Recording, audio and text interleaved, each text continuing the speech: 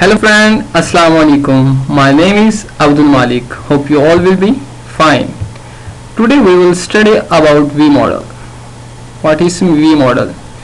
Simple हमने क्या किया था, वाटरफॉल मॉडल पढ़ा था, तो ये क्या बिल्कुल उससे रिलेटेड है, उससे थोड़ा सा मिलता जुलता है कुछ स्टेप्स में।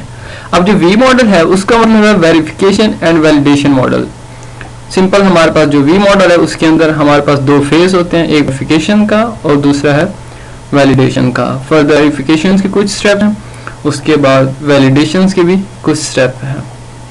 अब जैसे हम क्या करते थे, वाटरफॉल मॉडल में हम एक स्टेप कंप्लीट करके नेक्स्ट में मूव करते थे, तो इसके अंदर भी क्या है, जब हम एक स्टेप कंप्लीट कर लेंगे तो ही नेक्स्ट में जाएंगे।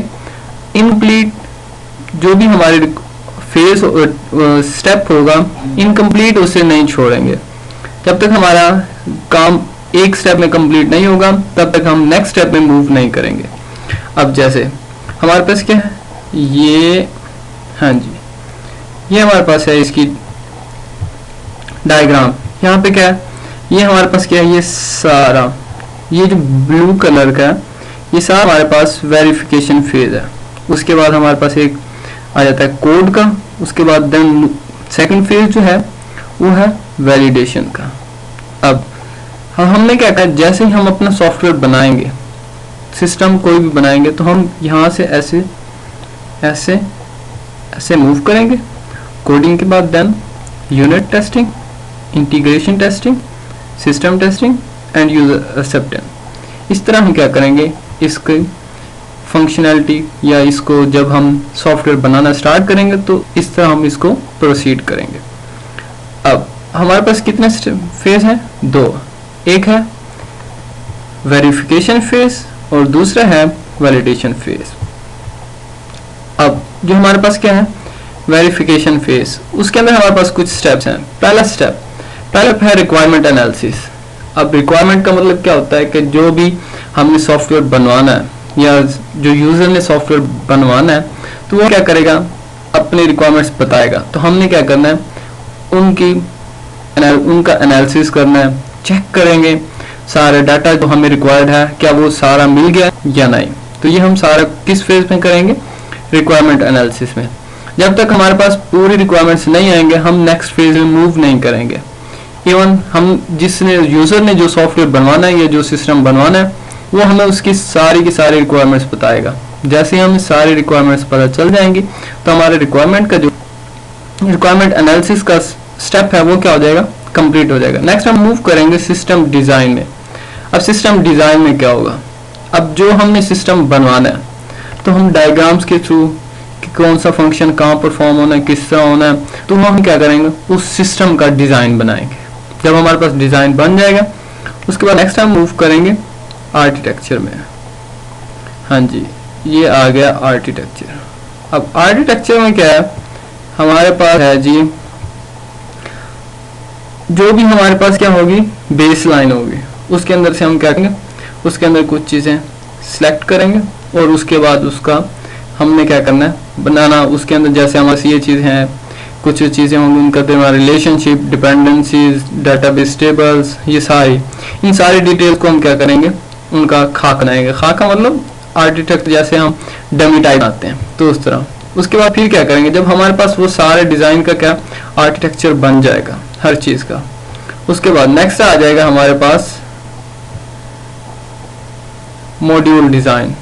अब मॉड्यूल डिज़ाइन क्या हो, ये हमारा छोटे लगा होगा।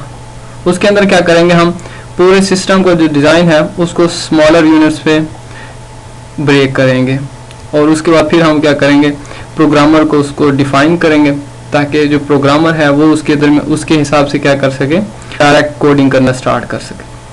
उसके अंदर डेटाबेस, ऑल एलिमेंट्स, उनके टाइप्स, ये सारी क्या है हमारे पास, एरर मैसेज लिस्टिंग, सब कुछ हम उसे क्या कर देंगे, मॉड्यूल डिज़ाइन। मतलब उसको पार्ट्स में डिवाइड करके डिज़ाइन जो भी कंप्लीट होगा उसको फर्दर मॉड्यूल्स में, पार्ट्स में, पीसेस में डिवाइड करके हम देंगे ताकि हमारे पास नेक्स्ट उसको जो कोडिंग का प्रोसेस हो वो स्टार्ट हो जाए।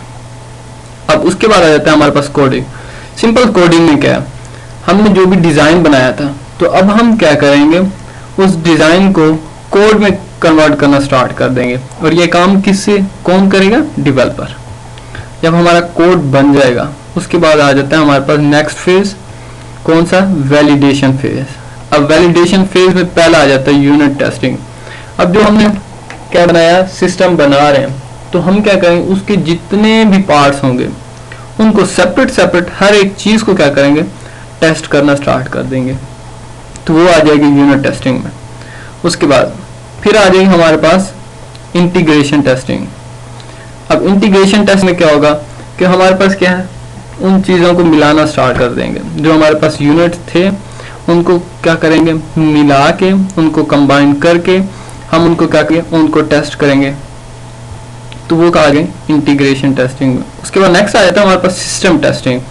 सिस्टम टेस्टिंग में क्या आता है कि हमने जो सिस्टम डिज़ाइन किया, जो हमारी वर्किंग थी, क्या उसके हिसाब से काम कर रहा है, उसके अंदर हम क्या करेंगे, सारी चीज़ों को आपस में कंबाइन करेंगे। और उसके बाद जो हमारी क्या थे, जो सिस्टम रिक्वायर्ड था यूज़र को, क्या वो उस तरह वर्क कर रहा है, नहीं कर रहा है, ये सारी हम किस में देखेंगे, सिस्टम टेस्टिंग में। अगर वो हमारे पास ये सारा फेज कंप्लीट हो गया तो इट्स मीन हमारा क्या सिस्टम जो है वो प्रॉपर वर्क कर रहा है और वो हमारे लिए, हम उसको क्या कर सकते हैं, अपने कस्टमर के हैंड ओवर कर सकते हैं। अब उसके बाद आ जाता है यूज़र एक्सेप्टेंसेस। जब हम क्या करेंगे, पूरा सिस्टम बना लेंगे, जब हमारा सिस्टम, उसके अंदर हमारे पास यूनिट टेस्टिंग भी हो जाएगी, इंटीग्रेशन टेस्टिंग भी हो जाएगी, उसके बाद सिस्टम टेस्टिंग भी हो जाएगी, तो उसके बाद आ जाएगा लास्ट स्टेप, यूज़र एक्सेप्टेंस। जो कस्टमर की रिक्वायरमेंट थी वो क्या करेगा, वो सारी चेक करेगा, क्या उसने जो रिक्वायरमेंट्स हमें दी थी, क्या वही सिस्टम बना है या उसके अलावा बना है, उससे अच्छा बना है या उससे बुरा बना। तो ये क्या है, ये यूज़र चेक करेगा। अगर उसको उसकी रिक्वायरमेंट्स के हिसाब से अगर उसको मिल गया तो क्या है, वो एक्सेप्ट कर लेगा, तो हमारा जो सिस्टम है वो क्या हो जाएगा, बन जाएगा। अगर वो एक्सेप्ट नहीं करेगा तो उसके अंदर क्या होंगे, उसके अंदर कुछ फॉल्ट्स या जो उसकी रिक्वायरमेंट्स हैं तो वो हम क्या करेंगे, उस पर फुलफिल नहीं कर रहे होंगे, तो इस वजह से वो क्या करेगा, एक्सेप्ट नहीं करेगा। बट क्या इसके अंदर चांस क्या होता है कि मतलब उस सारी रिक्वायरमेंट्स जो देता है तो डेफिनेटली वो क्या करेगा, इसको एक्सेप्ट करेगा। उसके बाद आ जाते हैं हमारे पास, हम वी मॉडल यूज़ कहाँ करते हैं। अब जो हमारे पास स्मॉल प्रोजेक्ट होते हैं ना, उनके अंदर भी हम क्या करते हैं, वी मॉडल यूज़ करते हैं। या जहाँ पे हमारे मीडियम साइज प्रोजेक्ट हो, जिनको क्या किया, क्लियरली डिफाइन किया गया हो, तो वो हमारे पास वहाँ पे हम क्या करते, वी मॉडल यूज़ करते हैं। और उसके बाद जो हमारे पास लिमिटेड हो कि उनके अंदर जो चीज़ यूज़ करनी है या टेक्नोलॉजी जो अवेलेबल हो, तो उसके लिए भी क्या वी मॉडल बिल्कुल फिट है, वो सिस्टम बनाने के लिए वी मॉडल यूज़ करेंगे। और जहाँ पे क्या हो, हमारा जो कस्टमर हो वो फुल कॉन्फिडेंस हो उसे कि मैं जो बनवानी है वो यही चीज़ है, तो उसके लिए हम क्या करते हैं, वी मॉडल यूज़ करते हैं। उसके बाद वी मॉडल यूज़ करने के कुछ एडवांटेज, हाँ जी ये आ गए, एडवांटेज किधर गए, हाँ जी। अब एडवांटेज, पहला एडवांटेज क्या है, एक ये सिंपल है और इसको जब हम बनाना स्टार्ट करते हैं कोई भी सिस्टम, तो वो क्या होता है, इजी होता है। जैसे उसके क्या है, 2 फेजेस हैं, तो हम उनको अगर स्टेप बाय स्टेप कंप्लीट करते जाए तो हमारा वी मॉडल क्या, तो हमारे लिए यूज़फुल है। उसके बाद क्या है कि टेस्टिंग है। और उसके बाद जो हमारे पास उसके अंदर जब भी हम एक स्टेप को कंप्लीट करें, नेक्स्ट स्टेप मूव करें, तो अगर प्रीवियस में कोई डिफेक्ट्स होंगे तो वो उसी टाइम ही नज़र आ जाएंगे और हम उसे अवॉइड भी नहीं कर सकते। तो इट्स मीन जब हम क्या करेंगे, नेक्स्ट स्टेप में मूव करेंगे, तो हमारा जो प्रीवियस स्टेप होगा वो क्या करेगा, डेफिनेटली वर्क कर होगा। तो ये क्या है, उसके एडवांटेज में आ जाता है। उसके बाद आ जाता है डिसएडवांटेज, हाँ जी ये आ गए। अब ये क्या है, फ्लेक्सिबल कम है, और उसके बाद क्या है, रिजिड है। और उसके बाद जब हम क्या करते हैं, इसका सॉफ्टवेयर सिस्टम बना रहे होते हैं, तो हमें पहले क्या है, उसका प्रोटोटाइप बनाना पड़ता है, मतलब मॉडल टाइप बनाना पड़ता है।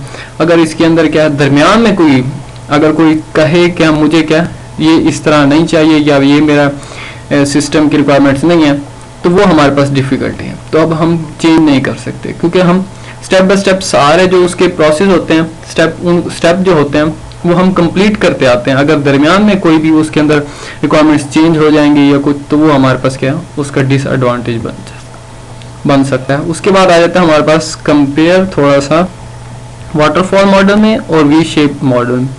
अब रिक्वायरमेंट्स क्या है, वाटरफॉल मॉडल में भी हम क्या करते हैं, बिगिनिंग में ही करते हैं, और वी मॉडल में बिगिनिंग में ही करते हैं उसकी रिक्वायरमेंट्स। उसके बाद आ जाती है स्पेसिफिकेशन, रिक्वायरमेंट स्पेसिफिकेशन सेम वही। उसके बाद कॉस्ट, वाटरफॉल मॉडल में जो कॉस्ट होती है वो क्या होती है, लो होती है, बट वी मॉडल में क्या है, कॉस्ट एक्सपेंसिव। और उसके बाद गारंटी सक्सेस की, तो वो क्या होता है, वाटरफॉल मॉडल में कम होती है, और जो वी मॉडल है उसके अंदर क्या होती है, ज़्यादा होती है।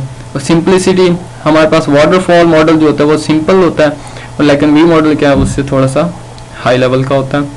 सेम इसी तरह ये हमारे पास क्या है, कुछ कंपेयर किया गया वी मॉडल को और वाटरफॉल मॉडल को। हाँ जी, hope you like my videos. For more videos you subscribe our channel, comment करें, लाइक करें और हमारे वीडियोस को शेयर करें, और सब्सक्राइब करना मत भूलिएगा। अल्लाह हाफिज़।